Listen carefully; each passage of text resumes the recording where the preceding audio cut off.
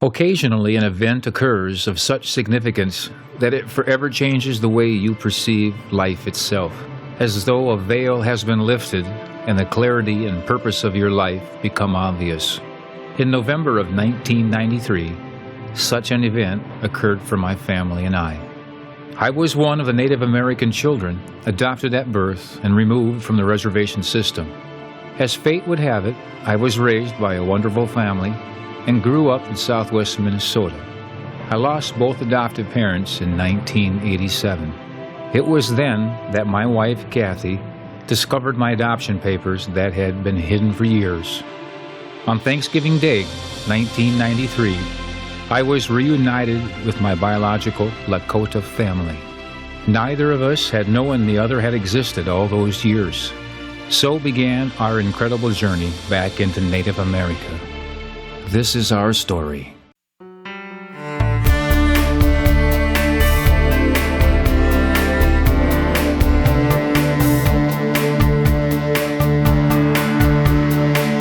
Welcome back to Hidden Heritage, Stories from Native America.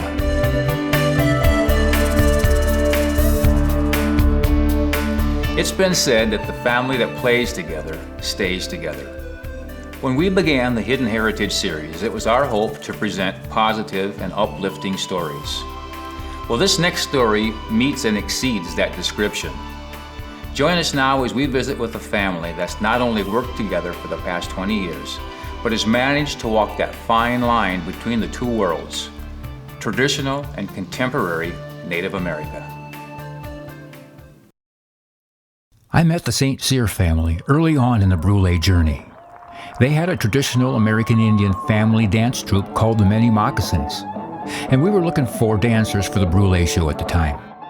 It was a good match then, and it has been now for over 25 years. I didn't realize until years later just how strongly music and dance was a part of their family. The patriarch of the family, the late Curtis St. Cyr, was a soulful gospel singer and legendary blues harmonica player.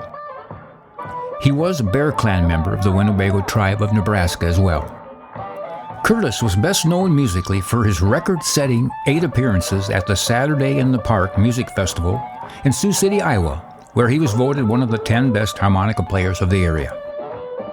At the height of his career, he put away the harmonica to focus on his family and serve the people of his tribe. Eventually, he was elected to vice chairman of the Winnebago tribe of Nebraska. Curtis passed away before his time in the year 2019. Following is an interview with the Curtis St. Cyr family from the year 2016. Okay, I come from a family of 7. I'm the oldest in my family. There's 3 boys and 4 girls. And I mostly resided in Winnebago, Nebraska, which I'm a member of the Winnebago tribe. On my father's side, it was more kind of the traditional side of the family. And my mother's, she was raised by her grandmother, and she was raised more in the church. So we had that balance, one side and over here, and we try to maintain that balance. And as growing up in Winnebago there, I would listen to the gospel music by my great-grandmother. And that's kind of how I kind of got in, heard the songs, the revivals, the piano playing in the house. And on my father's side, I would hear the records and then my grandfather singing Native American songs, in the yard, doing yard work around the house there. And so I walked down this road here and continued to do that and share that with my children. My parents I got a drum set, and a guitar, and I started singing more. How old were you then? I was probably about, maybe 8 years old. Yeah, and then by 10, I started getting more and more. By junior high, I started getting more involved in band, things like this. Then over here on my grandfather's side, we had the Native American, like I say, we go to powwows. So we had that, we maintained that, and I made sure we maintained that. So as I got older, started finding my way, and so I moved to Arizona, and I said I'd never play rock and roll or the heavy stuff. I said, I never play that. I never play country, I said, But actually, that's what kept me alive down there, So I was drumming in a house band, and I would moonlight playing harmonica. So that's what I did in that scene down in there. And that's where I met my wife through a mutual friend, through one of the shows I was playing. And the rest is history. We have, a girl and 3 boys now. But the guidance of the spirituality, and also my grandfather as well. We always start things with prayer. And we always look for that guidance, And we're, as a Native people, we were told that we're a colorful people, and we possess these talents, and it's just bringing them out. So I was fortunate to have some good mentors that helped me along the way, and now I'm passing these on to my children. It was Lillian Saints, her name was, and she was the first Native American actress in Hollywood in the silent movie era, and the most incredible film, which she did a number of them, but it was called The Squaw Man, and it was written and directed by Cecil B. DeMille. So, and she would come back from New York, and she would come back to Winnebago, visit the relatives, and she would share, what she saw out there, and what she encountered, and who she met, these famous people and entertainers. Today we reside in Winnebago, Nebraska. It's the Winnebago, or the Nebraska-Winnebago Indian Reservation. We lived there for like 25 years. My husband and I have been married 25 years, and we've raised 4 children. We have a daughter and 3 sons. The boys have actually become interested in performing and dancing, music, their DJ business. Usually when they're like teenagers, they've started to really get into performing in front of crowds. They were brought up in the powwow arena. They were all brought in. They were all feathered. They were all did all their traditional cultures, cultural ways. They've gone to Europe, they've gone overseas, they've went to Florida, they've been all over the United States performing, and it's pretty natural for them to get up in front of a crowd and perform. Growing up in my family, there was a lot of traveling that had to be done, and we would always go to powwows, and we would always travel as a group, and we had a family drum group called the Ho-Chunk Singers. And in that, friends would come by. I met a lot of elders, and at the drum group we shared a lot of stories as well as songs. My brother Louis had a birthday, and he asked me to DJ for his celebration. He invited some of his friends. So we got the home boom box together and some lights that we rented, and we got together and we started DJing. Well, his friends said, do another dance and DJ again. And so with the help of my father, from his background experience and stuff, we started DJing more. From that, it just kind of snowballed into our company here called G&L Productions, where we go around and we DJ for youth to keep them off the streets, to keep them occupied. Playing the flute, that was also passed down through my father. It was sitting on a shelf one day, and I picked it up, and I remember I tried to play the flute, and it squeaked. And he sat me down, and he's like, well, I'm gonna teach you the basic 4 notes. So I sat down, and he said, breathe easy, you're pushing it too hard. And pretty soon, I got it clicked just like that. It came from the heart, and you could hear it, kind of the smooth sound just kind of radiate out. And I never had any formal training on it. You just play from your heart, and the music comes down. So from that, I passed that down to my brothers and my youngest brother, and it's kind of radiating into this family playing the flute and singing and DJing. In our school, Winnebago Public School, my mother joined a parent committee, and they always had this achievement powwow, or this achievement awards ceremony. Well, she said, let's kind of teach these kids tradition and share some songs. Let's have a powwow instead of just the regular awards ceremony. And in that powwow, we want the students to be the head principals. We want the students to be the head man dancer. We want the students to be the MC, the arena director, and the students run it so that they get experience. She was teaching us. So I was elected to be the MC.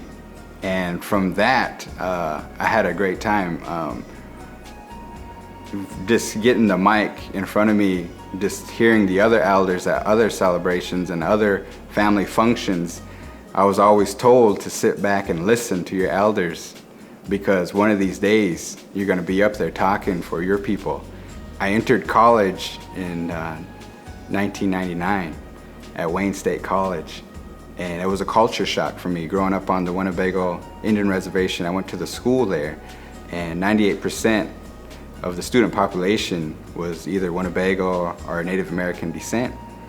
So when I went to Wayne State, out of 936 students, only one was Native American, and that was me. We always try to include the younger generation because they're still learning their dances, and giving them a safe place to learn.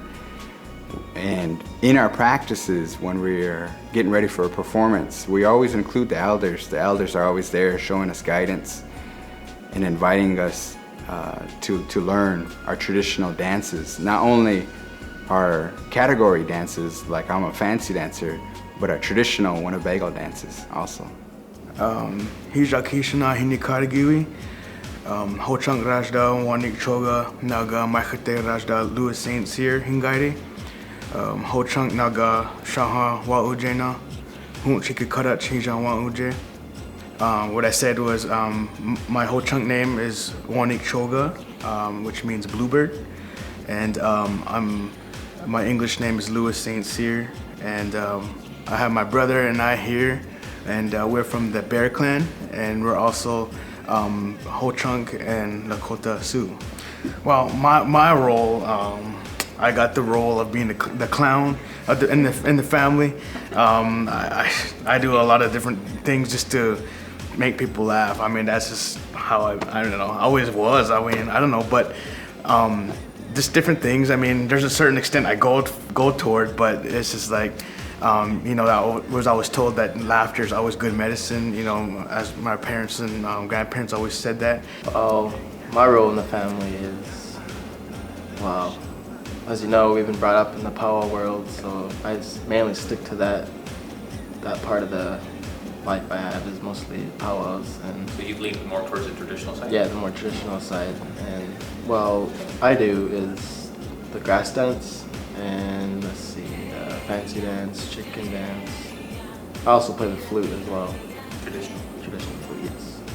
My uncle Mike One Star brought me into the arena when I was a young guy, and I started off with grass dance, and then you know, eventually I started going into maybe chicken dance, into the men's fancy when there's like competition with the all around, you know, in the powwow circuit. So I tried doing fancy in that, and then I also picked up the hoop dance was one of the recent ones that I picked up. And so, you know, all these different dances, you know, I have given the right to do these dances. I mean, you know, it's, you know, not just get up and do it, but I have reasons why I, you know, do them, and people who have, you know, allowed me to do these dances. To work with the family is interesting. I perform, I mean, I started off with the family, that's, you know, that's the core. I mean, that's, you know, I was brought up to be a, you know, part of the family and keep that circle strong as a family. But as time went on, we, you know, eventually dispersed and did our own thing. But to work with the family, with the Many Moccasins dance troupe was, you know, it took us different places, and it led us to show our culture to people who maybe non-natives who may not know a lot of different about the Native American culture. And so for us, you know, to have that support, our mother's support, our father's support, our brother's support, sister's support, I mean, it gives you that extra boost to keep dancing and keep going. I mean, and then, you know, I was always told to support one another, you know, with different things in life. I mean, so we're always there as bros, you know. But yeah, so, I mean, family, you know, that's, you know, as a family group, it has its ups and downs and stuff, you know, just like any other family. And but that's, you know, the support and the love, and that's what keeps us going, you know, as a family. So. And I wanted just to take a brief moment and talk about my dad just a little bit, as that will kind of showcase of who he was. My father, Curtis, grew up on the Winnebago Indian Reservation to Russell and Rosalie St. Cyr. And he was one of 7 children that grew up there. And he grew up in the Pentecostal church where he sung a lot of gospel music. And he often would sing for funerals on and off the Winnebago Reservation. And in his younger years, he was a talented basketball and football player, and also a good athlete. And one of the things that he really picked up was being a boxer. Later on in life, he had the honor to serve as the vice chairman of the Winnebago tribe, and he served 4 terms of leading his people. And a man of many talents, one of the things that he really enjoyed was singing and playing a harmonica. And his main love of music was actually the rhythm and blues. And he played with many musicians and bands in the region, in the area, amongst Siouxland. And he had many friendships in the local music industry that he made friends with. He actually was one of the original band members who performed here at the very first Saturday in the Park. And matter of fact, he, just like Dave Bernstein said, that he served playing on this stage here about 8 times since its founding 30 years ago. Although my father passed on June 16th, 2019, he left a legacy with his unique native soulful blues music and his voice that I feel and we feel as our family that is going to echo through this valley for many years to come. And so with that, I would like to give a special shout out to my mother, his wife, who is here today. That's over 30 years that they spent together, and also his mother as well, who Rosalie, my grandmother, who also, without her, we wouldn't be here. Last but not least, I'd like to thank David Bernstein and the Saturday in the Park staff for all of their hard work, and also providing a moment here in honor of my father's legacy as a musician. But no further ado, please observe a video on the Mondo screen to my right, your left, in tribute and honor of our late father, a talented harmonica player, a Winnebago and Siouxland native, Mr. Curtis St. Cyr.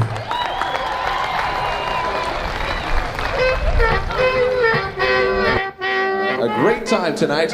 This is the opening band. Please give a warm Sioux City Z98 welcome to Kurt St. Cyr and Boogie Chillin'. Please welcome from Winnebago, Nebraska, Kurt St. Cyr and Boogie Chillin'. From Winnebago and Seattle, it's the St. Cyr and Roulette Band. Winnebago troupe in Nebraska. Ladies and gentlemen, a big Siouxland welcome for Little Scotty and the Big Tones with Curtis St. Cyr. Without further ado, the best harmonica player I've ever played with, Mr. Curtis St. Cyr.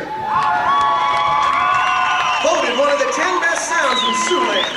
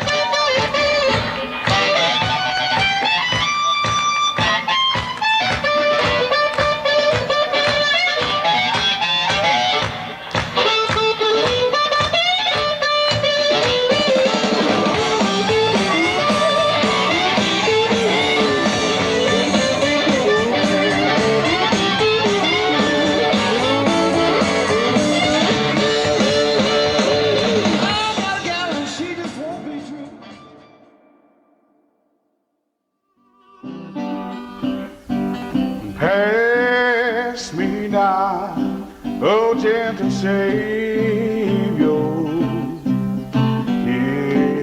hear my humble cry. Kurt played that first year. I called Kurt, and somehow we booked that gig and hit it off, and booked quite a few since then. So a lot. Pass me by, singing Savior. Kurt's a record holder, that's for sure. Kurt honestly brought legit blues. Do not pass me by.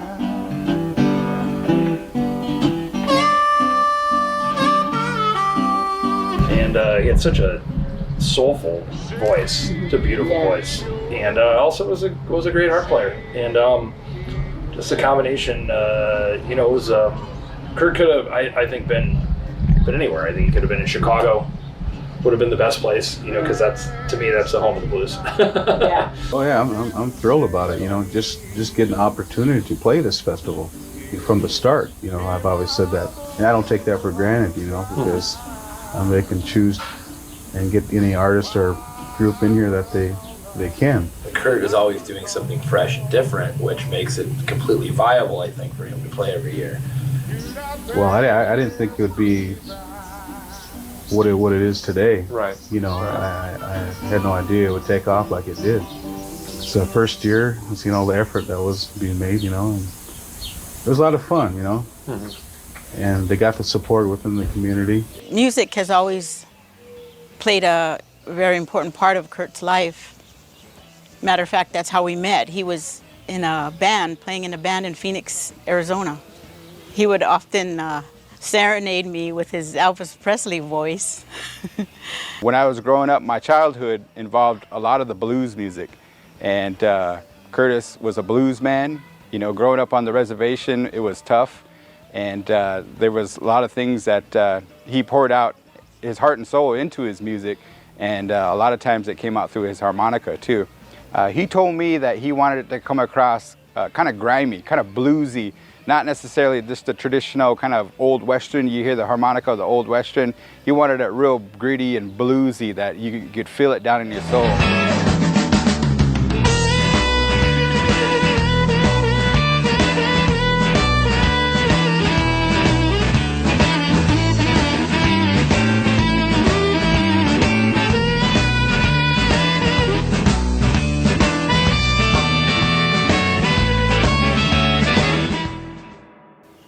So one night we sat down together and we wrote a song. He put it to music and it turned out really well. It's called Come On Home. You got a lady, come on, let's dance a little bit. Honey, hold me, honey, please me, honey, squeeze me, but baby, don't tease me. It's you that I want, and it's you that I need. I can't wait for you to come home. I can't wait for you to knock on my door. Oh, yeah, baby. Oh, honey, it's you.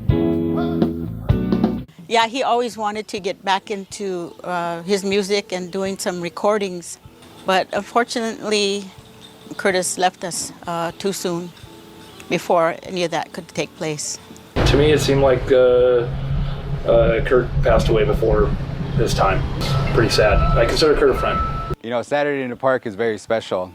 If you think about it, the crowd, the food, and most importantly, the music. That festival, to have my dad be a part of it, he was pretty proud of that. And I know that a lot of people in the Winnebago community were proud of him for representing the tribe and representing Native America up there as a blues musician.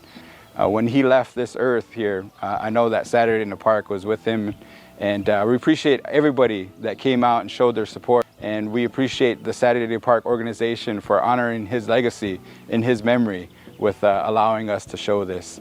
We hope that everybody has a great Saturday in the Park this year. And remember that the blues will rock on, and that my dad, one of his title songs was Come On Home. And we want to say to my father that you can go on home. Mr. Kurt St. Cyr, come on home, baby. Thank you very much. Ain't nothing but the blues. It's a party all night long. Thank you for joining us today on Hidden Heritage. I'm your host, Paul LaRush, reminding you that if you enjoyed the podcast, share us with your friends and help us spread the word. Till next time, from all of us in Brule, thank you.